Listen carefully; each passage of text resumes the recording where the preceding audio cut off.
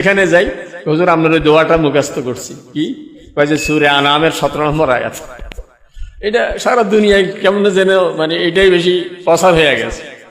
যে আমার একজন খুব পরিচিত লোক, আপন লোক, ওনার মারাত্মক ক্যান্সার, ইন্ডিয়া থেকে ঘুরে আসছেন, বলতেছে যে কোনো চিকিৎসা নেই। আমি পরে ফোন দিলাম ওনাকে, বললাম যে কি অবস্থা, কাজে আলহামদুলিল্লাহ ভালো আছে।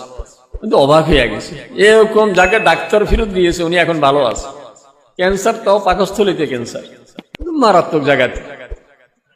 বলে ভালো আছি কিভাবে, কয় যে সূরা আনামের 17 নম্বর আয়াত, ওয়াইয়ামসাসকাল্লাহু বিদুররিন ফালা কাশিফা লাহু ইল্লা হু। যদি কোনো বিপদে পড়ো তো বিপদ থেকে আল্লাহ ছাড়া কেউ উদ্ধার করতে পারবে। আর ওয়াইয়ামসাসকা বিখাইরিন ফালা ফাহু আলা কুল্লি শাইইন কাদির। ওয়াইয়ামসাসকাল্লাহু বিদুররিন ফালা কাশিফা লাহু ইল্লা হু ওয়াইয়ামসাসকা বিখাইরিন ফাহু আলা কুল্লি শাইইন কাদির।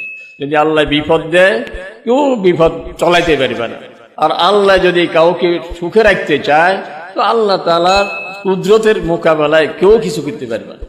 জন্য বিপদ, কঠিন বিপদ থেকে বাঁচার সবচেয়ে বড় উপায় হলো আল্লাহ তাআলার কাছে ধর্ণা দেওয়া।